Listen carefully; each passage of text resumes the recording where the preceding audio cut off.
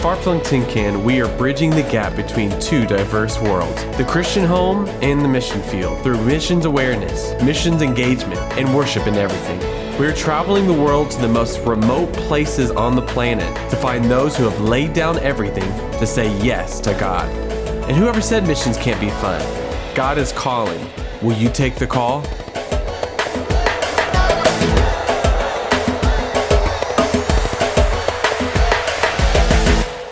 Heading to Ecuador during the pandemic was definitely something we went back and forth with. We went 10 months without traveling anywhere, and this trip felt like the right timing and the right approach to getting on the ground, seeing what Pandavida has been doing during the pandemic, seeing how this pandemic has affected people groups and lower poverty families in a way that we have not been affected. It seemed like something we wanted to tell that story, get updates, and also minister to those people the best way we could during a pandemic. We had a team of 13 travel with us to Quito. We stayed at Pandavida at the apartments that we've built there. This trip was so different because when we go to Pandavida, and we've been going there for 10 years now, when we go there, we expect to see hundreds of kids running around the building, and at Christmas time, we're giving out gifts and we're sharing the news of Christ, and it's a big celebration with lots of moving parts. And we knew going into this trip it would feel very different during COVID because Pandavida has not been able to do their feeding ministry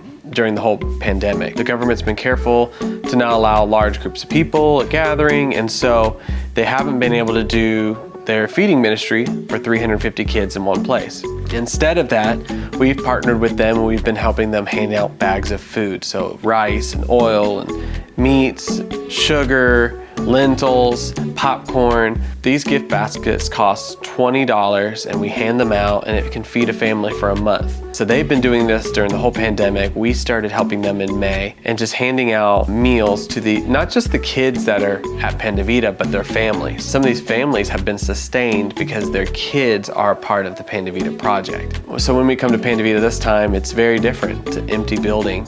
It's the same place, but it just felt hollow without the kids running around and hugs and all those things that we're used to on a trip. The staff have not been able to be with each other during the pandemic either. In February, they lost their leader, Pastor Mendoza, who died from some internal bleeding. We think it may have been correlated with a car wreck that he was in a month earlier. But when they lost him, it was just such a loss to the ministry. He was the guiding force. He was that wisdom that they sought after. They could rely on him. So when he left, Lally took charge of the church, and then about a month later, the pandemic hit, and then they haven't met in person, and then they've been meeting over Zoom. We wanted to see if they would be willing to meet in person, and we figured out what does that look like? How can we do that safely? How can we do that in honoring the guidelines that Ecuador has put in place and keep everybody's safety in check? And so for days, the team ministered. Some members of a ministry called Built for Ministry came. Their heart and their desire is to be there for ministers, uplift ministers, train ministers, and pour life into them. And so they were able to not only meet again in person for the first time in 9 months, but get poured into day after day, just soaking in the Lord's presence, praying together, getting a fresh word, being encouraged. They gave them gifts and just laughed with them. We ate with them. It was such a beautiful thing to see them come together again and see some light at the end of this tunnel. So I'd heard about Pandavida through my sister. She actually was a part of the very first Far-Flung trip, the Christmas trip, and there's actually a film about that. And so ever since my sister was a part of Far-Flung, I'd always heard about Pandavida.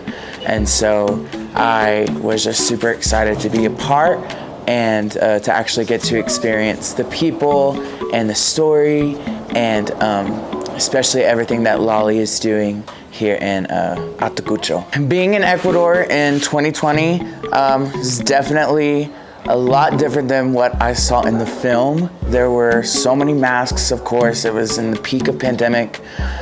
So there were obviously a few challenges that presented itself. Ecuador actually was a epicenter of COVID-19 in Latin America. So you can obviously imagine the fear and the consequences of actually getting COVID here in South America and in Ecuador. Almost like Talk about that. there is always noise in Ayacucho. The amount of times we've had to stop for dogs, trucks, construction is unbelievable. What about sleep? I haven't slept. I haven't slept in days. Here we go.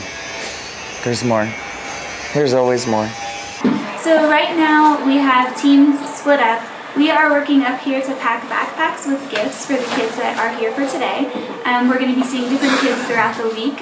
Because of COVID, we're having to limit the group sizes. So we're trying to arrange what we have for today, and then tomorrow it'll be the same thing with getting the backpacks ready as well. And the other team is upstairs doing a story with the kids and just interacting and spending some time with them while we get all of these bags packed to take up to them. Last year we launched our kids' books called Adventures with Far-Flung, and then this year we just went nuts and started to do a puppet series. And so we have these adventures that take place with Kyle the Otter, who's based off of me, Jeremy the Raccoon, Gary the Rhino from Gary, who's pretty much a rhino, Lolly the Llama, Orcelia the Lioness, Meg the Chameleon, and many more that are coming. And this initiative has been a plan to further the books and to further the desire for kids to be passionate about missions at a young age. Lolly? Oh, no, otra Lolly. Otra Lali.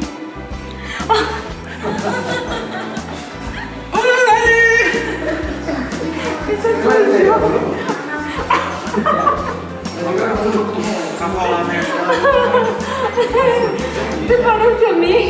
Está igualita.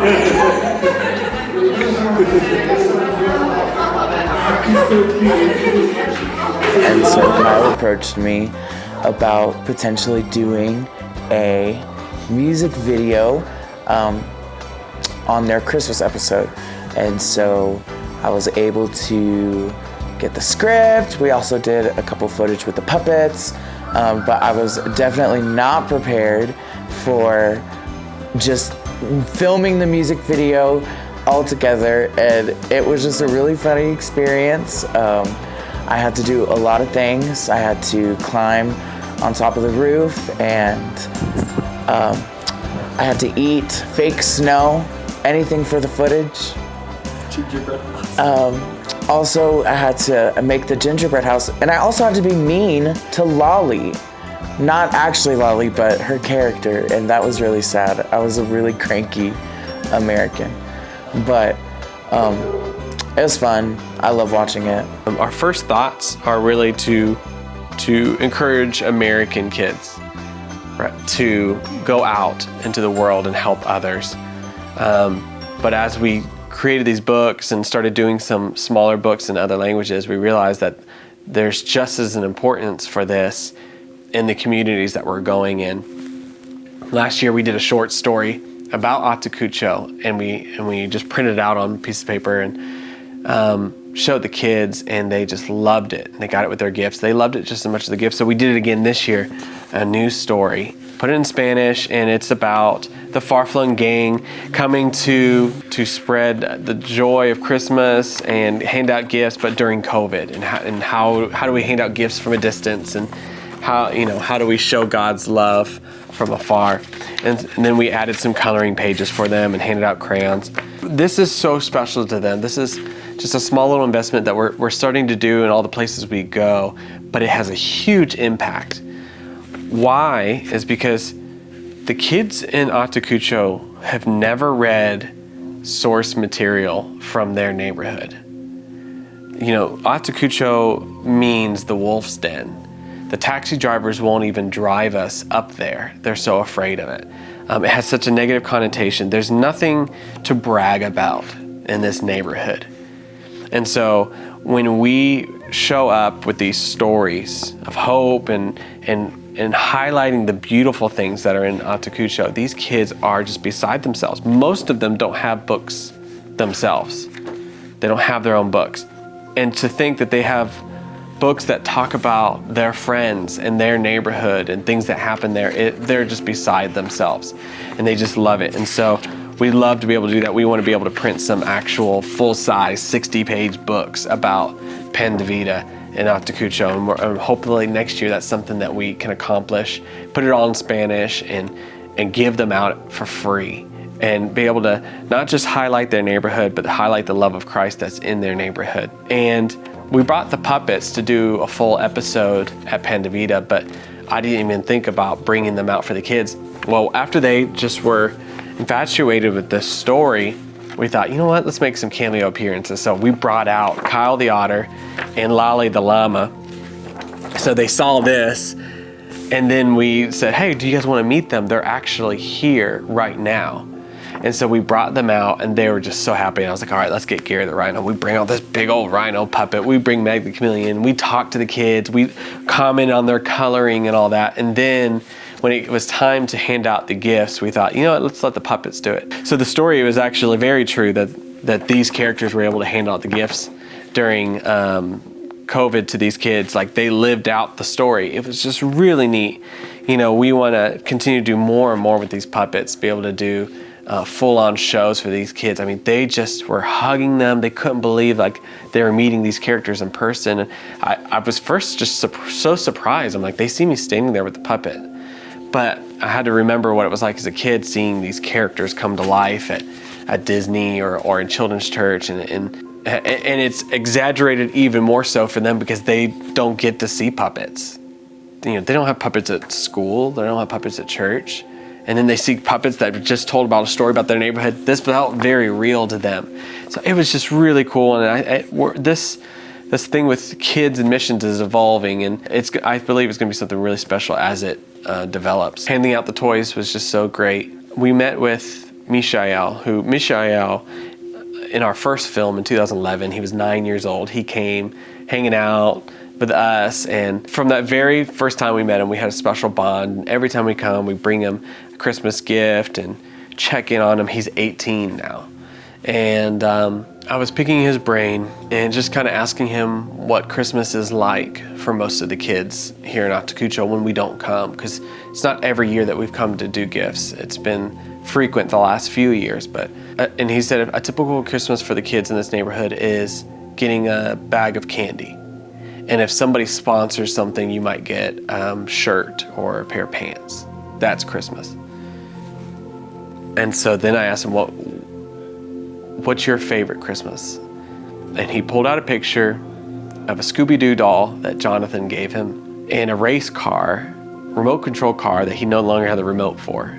We gave that to him that first year, 9 years ago, in 2011. He was 9 years old. He's 18 years old now. They still sit in his room. He said, that was the best Christmas I ever had. It hit me.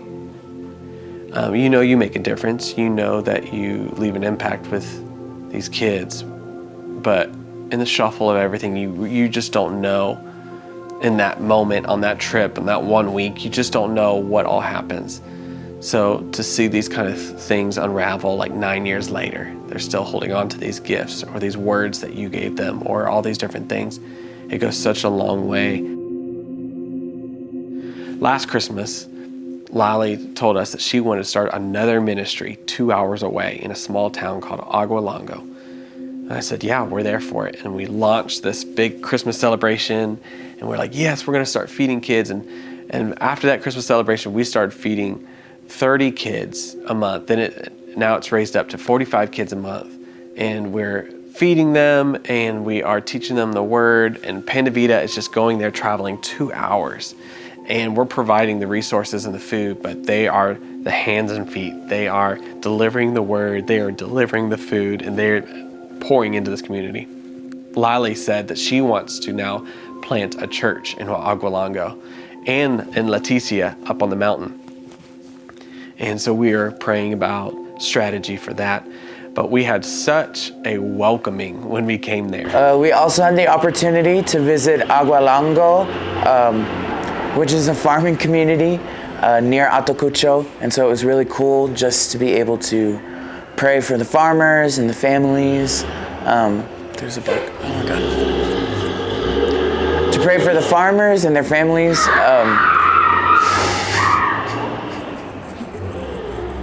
What was that? Was that a child? That was a human. That was a human being. Not to be confused with a dying dog. Or a rooster. Or a rooster. Praying with the families. Praying over the...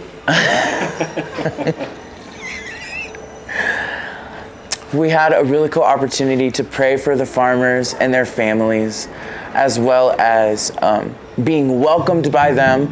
The kids all dressed up, and they had a dance ready for us, and it was a really cool way of welcoming us into their community. Just showered us with honor and gratitude for coming, and we handed out toys for all those kids, and they were in their traditional outfits and just so appreciative. And we just went through the streets handing out extra gifts and praying for people. We didn't find anyone that didn't want prayer. There's a little girl named Corey. We traveled up to her house. We met her last year.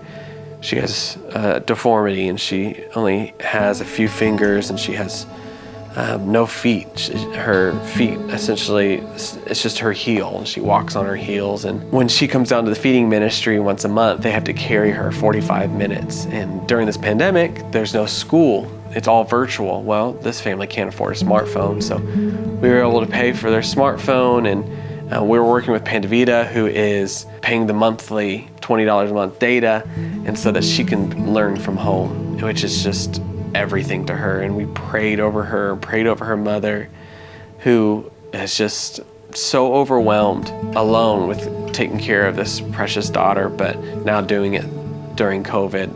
We traveled to all these different homes of families that we know.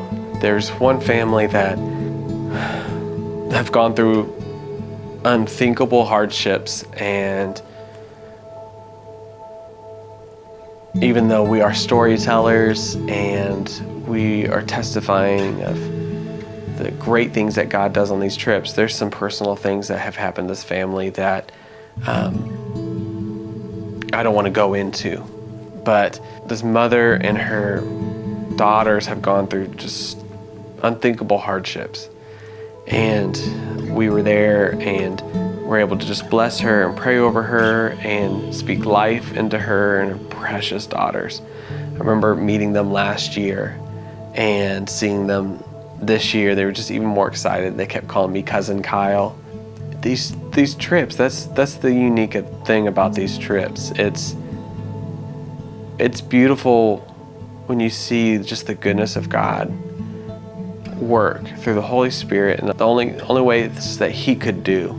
But it's just so hard to see how some people have to live life and the situations that they are in and what they go through. And it's hard to come home and check back into regular life, knowing what regular life is for these people that we have relationships with. It's hard to not do something. Some people commend our work. Oh, thank you so much for what you do. It's just, but you know, if you would just go on a trip, that's the importance of going on a trip. If you go on a trip and see it for yourself, how do you not act? How do you not play a part in this when you see the needs around the world, when you see how easy it is to be the hands and feet of God? How do you not jump in on that? And so seeing these families, it's beautiful to see God work, but it's also heartbreaking to see the kind of issues they go through versus the issues that I go through.